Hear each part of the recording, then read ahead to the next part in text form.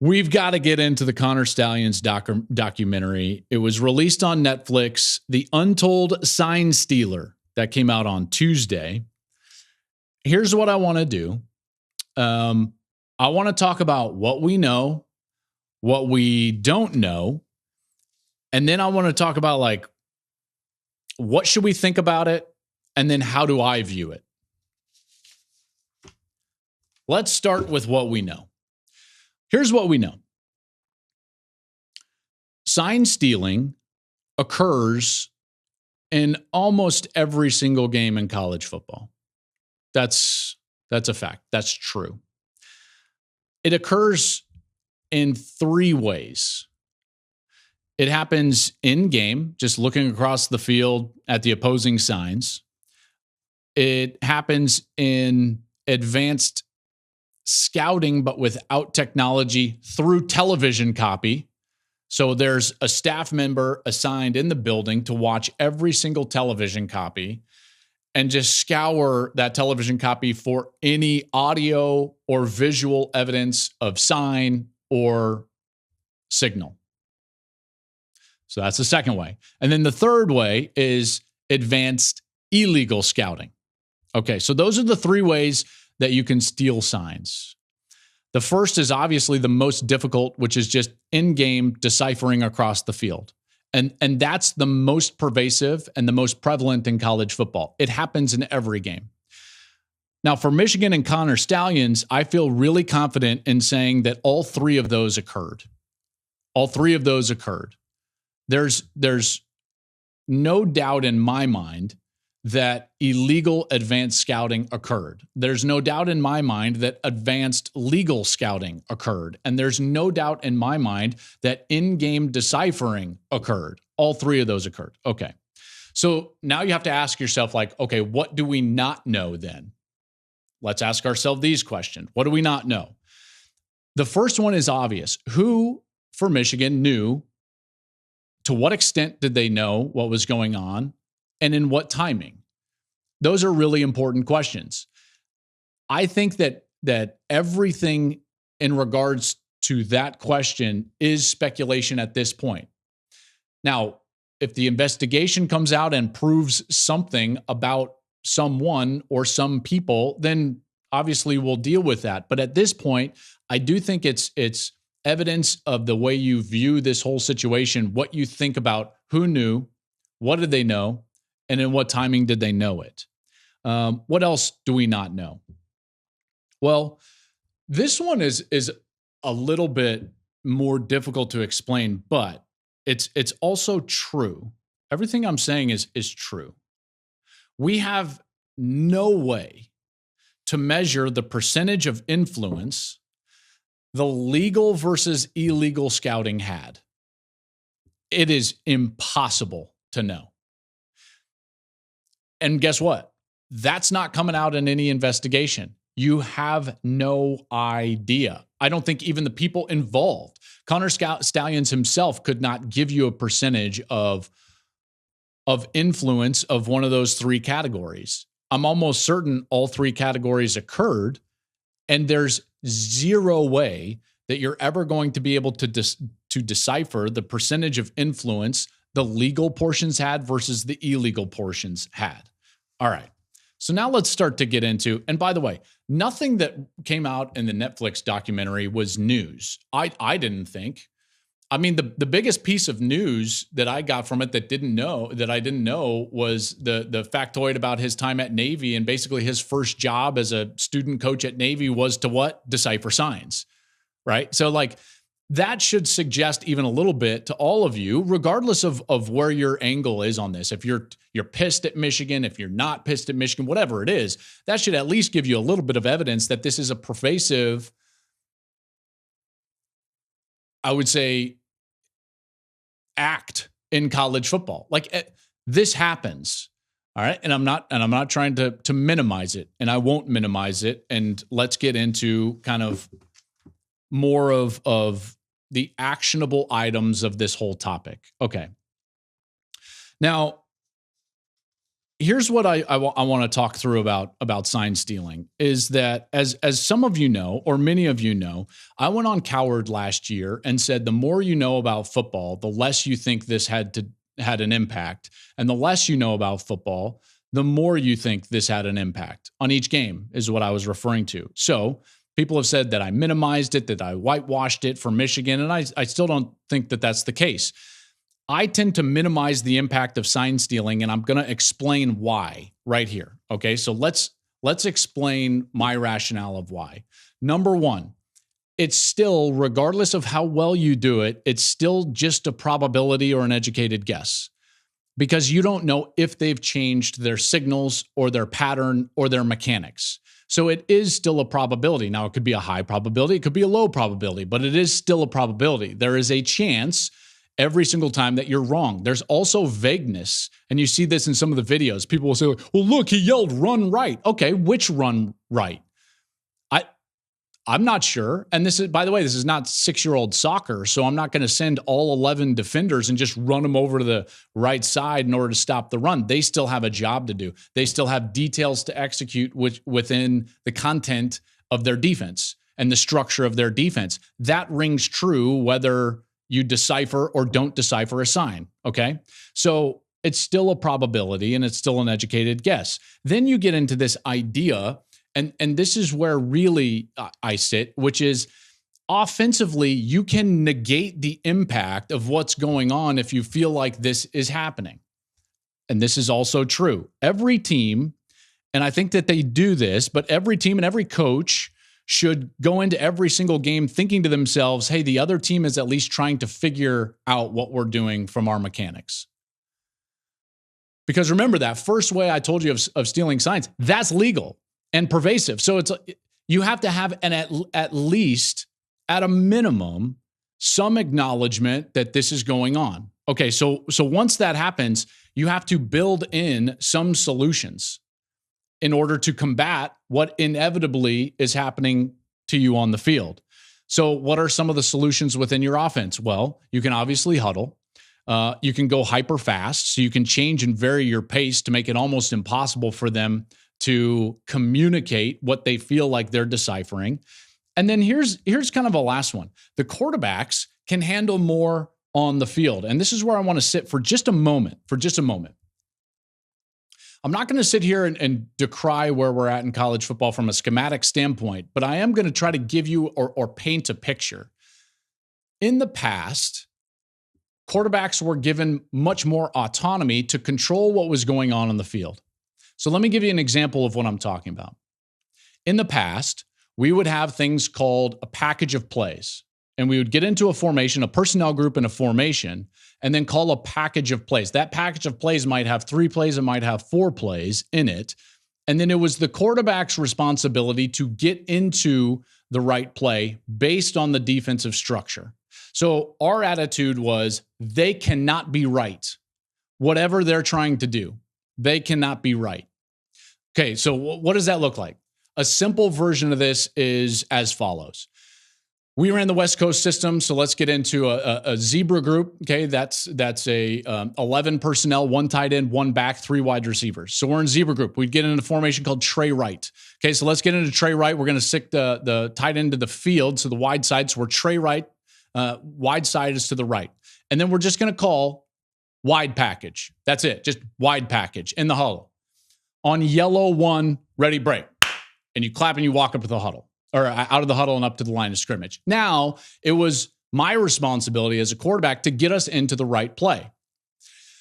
So remember now, maybe a signal has occurred, maybe it hasn't occurred, but whatever has occurred from a mechanics from the sidelines, now it's in my hands as a quarterback. So we walk up to the line of scrimmage, and here's what I have.